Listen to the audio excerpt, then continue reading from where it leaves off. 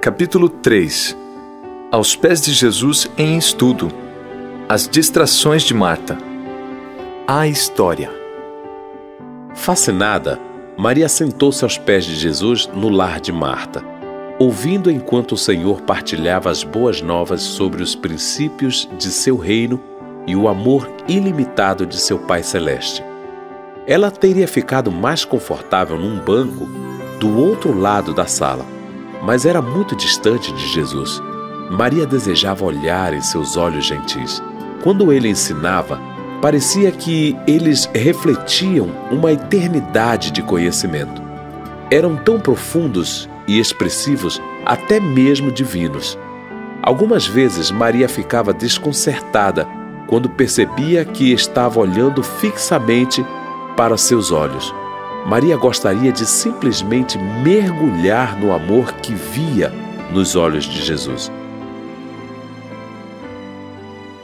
Geralmente, Jesus estava cercado pelos discípulos e pelas multidões agitadas. Sempre que ele visitava seu lar, em Betânia, apenas os discípulos permaneciam. Ela apreciava os raros momentos em que podia ficar perto dele sem as exigências e distrações da multidão. Havia tantas perguntas a fazer, contudo, ela sabia que não seria apropriado para uma mulher, especialmente uma mulher com a sua reputação, fazer perguntas a Jesus em público. Ali, na sala de visitas de sua irmã, Maria pensava que estaria livre de censura. Depois que Jesus ressuscitou seu irmão, Maria se mudou de Magdala para viver com Marta e Lázaro em Betânia. Por um tempo, ela tentara preservar seu lugar naquele balneário frequentado pelos romanos ao norte de Israel, porque Jesus passava muito mais tempo ensinando próximo ao mar da Galileia do que em Jerusalém. Mas Maria havia aprendido de um modo difícil quão fraca era ela quando separada do Mestre. De volta a seu ambiente em Magdala, relacionando-se com amigos e conhecidos da vida anterior, rapidamente ela sucumbiu às antigas tentações. Muitas noites, depois de ser novamente induzida a pecar, Maria sentava-se sozinha diante da luz sombria da lamparina e chorava, recolhendo as lágrimas que escorriam pelo seu rosto com um frasquinho. Como outros em sua época, Maria havia adquirido um frasco de vidro azul, com a borda em formato de funil, com o qual ela recolhia as lágrimas de vergonha e tristeza. A origem da dor de Maria era tão profunda que 2 vezes ela tivera que comprar um frasco maior para comportar suas lágrimas. Esse era seu diário líquido. 7 vezes, enquanto estava morando em Magdala, Maria procurou Jesus e pediu que ele lhe perdoasse e resgatasse dos demônios de culpa e lascívia que a prendiam. E Jesus sempre a atendia. Na 7ª vez que ela se ajoelhou envergonhada aos pés de Jesus, ele contou uma parábola à multidão atenta. Maria sabia que a história era especialmente significativa para ela. Quando o espírito imundo sai do homem, anda por lugares áridos procurando repouso, e não o achando, diz: voltarei para minha casa donde saí. E tendo voltado, a encontra varrida e ornamentada. Então, vai e leva consigo outros 7 espíritos, piores do que ele, e entrando, habitam ali. E o último estado daquele homem se torna pior do que o primeiro. Jesus estava dizendo a Maria que ela precisava de um novo começo. Ela precisava preencher sua vida com novos amigos e um novo ambiente. Ou os antigos demônios continuariam a voltar. Assim ela vendeu sua casa em Magdala e todas as joias e presentes que os soldados lhe haviam dado. Pegou seus caros trajes sensuais usados para atrair clientes e os queimou no depósito de lixo da cidade.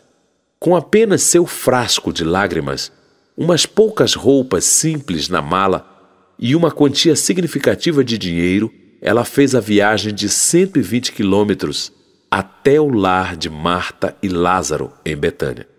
Quando Maria deu as costas para a antiga vida, ela sentiu muita paz. Essa vitória seria permanente. Como Jesus dizia com frequência, ela pôs mãos à obra e não olhou para trás. Sentada aos pés de Jesus, Maria ouvia avidamente enquanto ele lhe ensinava.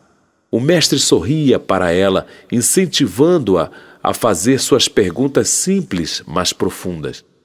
Uma nuvenzinha de pó se levantava da barra do vestido de Marta cada vez que ela passava apressada por seus hóspedes. Marta tinha um modo de correr com os ombros para trás e a cabeça levantada que não aparentava estar correndo. Comportar-se daquela maneira não ficava bem, ainda mais para Marta, que era muito preocupada com as aparências, especialmente quando Jesus os estava visitando. Desde o mendigo na rua até o mais honrado advogado, todos em Betânia sabiam que naquele dia Jesus jantaria na casa de Simão. Todos que eram importantes no vilarejo estariam lá, não apenas porque Jesus estaria lá, mas porque Lázaro, o homem ressuscitado, estaria lá. Pouco tempo antes, eles haviam testemunhado seu corpo frio, inerte, envolvido em tecidos embebidos em aloés, ser depositado numa tumba escura do lado de fora de Betânia. Então Jesus tinha vindo e deixado toda a região surpresa ao ressuscitá-lo milagrosamente. Mas talvez a principal razão por que as pessoas queriam ir à festa era o próprio tio Simão. Por anos, o tio Simão, um fariseu, tinha sido um dos mais prósperos e respeitados cidadãos de Betânia. Então, numa manhã, a fofoca se espalhou pela cidade de que os sacerdotes do templo haviam declarado que Simão contraíra lepra, uma sentença virtual de morte. A lepra era o castigo mais devastador e temível, algumas vezes conhecida como a maldição ou o dedo de Deus. Quando Marta contou a Maria sobre a situação do tio Simão, ela acrescentou: deve ter havido algum pecado em sua vida. Caso contrário, Deus não teria feito isso com o tio Simão. Marta balançou a cabeça e fez um estalido com a língua. Mulheres. O boato era de que Simão tinha problema com mulheres jovens. Maria baixou os olhos e não disse nada. Ela conhecia muito bem o problema do tio Simão. Ele fora a pessoa responsável por conduzir sua atraente sobrinha ao decadente caminho da desgraça. Maria guardava esse vergonhoso segredo enterrado em seu passado. O tio Simão era um típico fariseu de sua época. Ele pregava pelo quilômetro e vivia pelo centímetro. Falava como um sacerdote em público e vivia por trás como um publicano, um coletor de impostos. Depois que os sacerdotes declararam Simão leproso, ele foi afastado do vilarejo para morar com os outros leprosos no Campo da Morte. Essas colônias eram os lugares mais desprezíveis, deploráveis e desesperadores da terra. Urubus rodeavam as áreas, observando e esperando as vítimas da lepra. As colônias eram lugares onde homens, mulheres e crianças separados de suas famílias por causa dessa doença maldita eram enviados para morrer lentamente, sofrendo com as feridas infeccionadas, perda de membros e cegueira antes da morte certa. Simão fora afligido com um caso perdido de lepra por tanto tempo que recebeu o apelido de Simão, o leproso. Fielmente Marta levava comida para Simão. Ela colocava o cesto do lado de fora do acampamento e o chamava. Marta sabia que deveria manter uma certa distância de seu tio. Quanto ao cesto, ele nunca mais poderia ser usado novamente pelas pessoas puras. Marta não se preocupava com o sacrifício de seu tempo e esforços. Ela gostava de servir as pessoas. Em cada visita, ela tentava convencer o tio Simão a ir até Jesus, mas ele se recusava, certo de que Deus o havia abandonado. Numa dessas visitas, Marta deu uma mensagem que trouxe um lampejo de esperança a Simão. Tio Simão! Ela gritou. Ouvi que o mestre curou um homem de lepra na Galileia. Um desejo desesperado surgiu no coração de Simão. Marta acrescentou. Se o mestre pôde ressuscitar Lázaro depois de 4 dias na sepultura, ele certamente pode curá-lo. Vá até ele. Marta insistiu. Ele não vai rejeitá-lo. Quando Simão voltou à colônia, ele contou a seus companheiros de sofrimento o que Marta havia dito. Se o homem curou e perdoou outros leprosos, então talvez ele possa me curar também. Vou encontrar esse Jesus e suplicar que me limpe. Vale a pena tentar. Alguns zombaram de seu plano absurdo, mas havia 9, incluindo um samaritano, que insistiram em ir com ele. E então, um deplorável cortejo de leprosos começou a longa viagem para o norte, onde eles haviam ouvido falar que Jesus estava ensinando. Em cada passo, aumentava-lhes a esperança de que ele tivesse misericórdia deles. A certa altura, os 10 homens quase desistiram em desespero. Eles foram feridos com pedras por uma gangue de jovens que amaldiçoavam e gritavam: Imundo! Leproso! Sai daqui! Afaste-se daqui! Seu imundo! Leproso! Sai daqui! Sem perceber, o bando de leprosos havia se aproximado demais de uma das cidades ao longo do caminho. Quando os leprosos finalmente encontraram Jesus e os discípulos, ele estava caminhando num pequeno vilarejo de pescadores. Proibido de aproximar-se do mestre e de seus acompanhantes, Simão o chamou do alto de uma montanha próxima. Jesus! Mestre! Tenha misericórdia de nós! Os outros que haviam se escondido atrás de seu líder se juntaram no coro suplicante. Jesus! Mestre! Por favor! Jesus! Mestre! Uma vez mais, demonstrando seu maravilhoso amor e paciência, Jesus lhes disse: Vão e mostrem-se aos sacerdotes.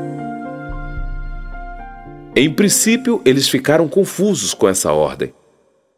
Eles já haviam sido examinados pelos sacerdotes e declarados leprosos, mas, com fé, Simão obedeceu à ordem do mestre. Os outros 9 fizeram o mesmo. Enquanto eles caminhavam, sentiram uma onda de vitalidade e força percorrer o corpo.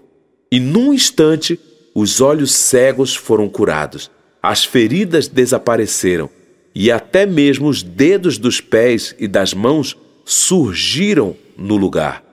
Cada vestígio de lepra desapareceu deles por completo. Eles estavam livres, saltando e louvando a Deus. Eles se apressaram para o templo para encontrar os sacerdotes que poderiam declará-los curados.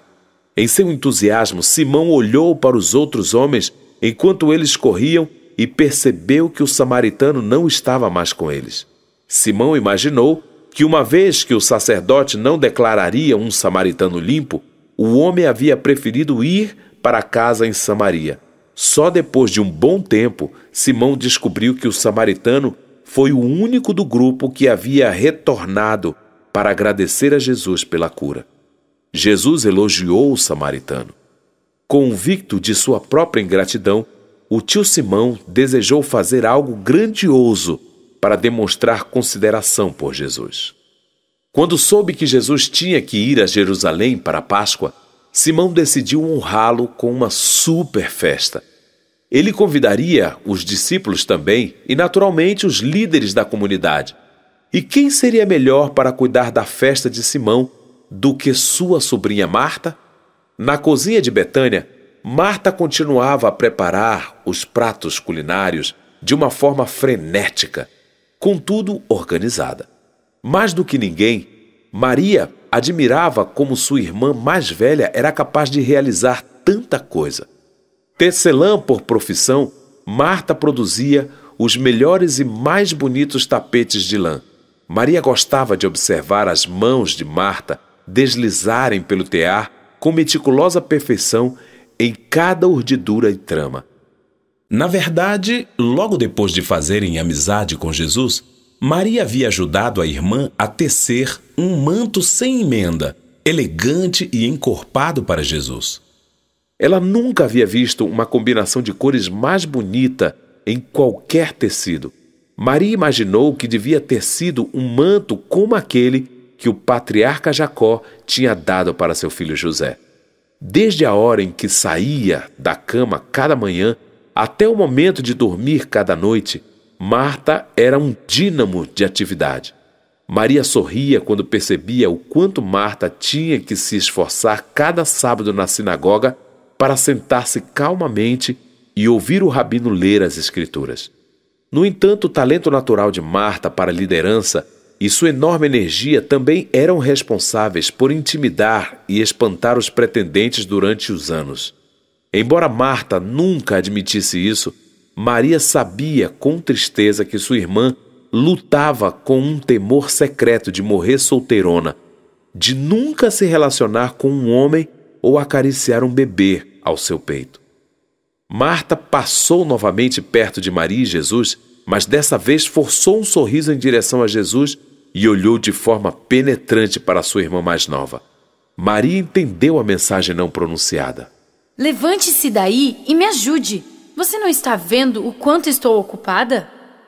Por favor, não agora. Maria comunicou sua súplica silenciosa através das expressões faciais que apenas irmãs poderiam interpretar. Os discípulos já haviam ido e a conversa de Jesus com Maria havia se tornado mais profunda. Ela sentiu que o Mestre estava para partilhar com ela algo de vital importância. Naturalmente, Jesus sabia que logo seriam interrompidos novamente. E Maria precisava ouvir sua mensagem. O Mestre se inclinou para a frente com os olhos entristecidos. Maria, o Filho do Homem vai ser traído nas mãos dos homens, e eles o matarão. Depois que estiver morto, ele ressuscitará no 3º dia. Mais de uma vez, Maria tinha ouvido por acaso Jesus fazer essa declaração aos seus discípulos, mas aqueles 12 homens que o haviam seguido por mais de 3 anos nunca pareceram ficar assustados com isso. Era como se eles pensassem que Jesus estivesse contando uma parábola novamente. Mas Maria agora compreendeu o que eles não compreenderam. Jesus estava sendo intencionalmente tão claro e literal quanto possível. Ela sabia que Jesus tinha um número crescente de inimigos que não descansariam até que ele estivesse morto. Ela se lembrava de ter ouvido João Batista se referir a Jesus como o Cordeiro de Deus que tira o pecado do mundo. Os amigos dele não percebiam? Eles não entendiam que o Cordeiro designado nos rituais do templo, aquele que carrega os pecados das pessoas, sempre morre? Quando Maria sentou-se aos pés de Jesus, a devastadora verdade de sua declaração atravessou seu coração como uma lança romana. Logo Jesus morreria pelos pecados dela e pelos pecados do mundo. Lágrimas brotaram dos olhos de Maria e escorreram por seu rosto. Ao observar os olhos dela, ele perscrutou sua alma. Assim como Maria soube que Jesus morreria por ela, Jesus soube que apenas Maria compreendera sua missão. Alguns minutos de silêncio se passaram enquanto ela assimilava a surpreendente magnitude dessa verdade.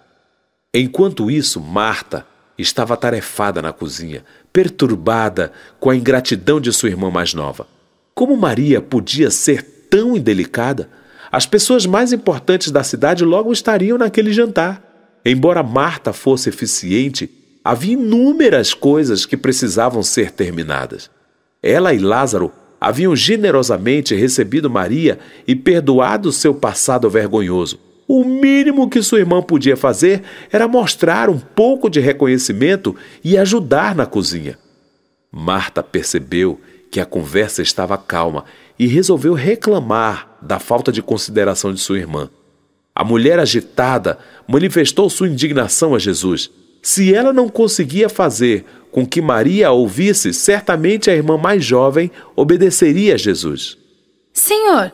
Marta bateu levemente o pé no chão, com os braços cruzados em sinal de irritação.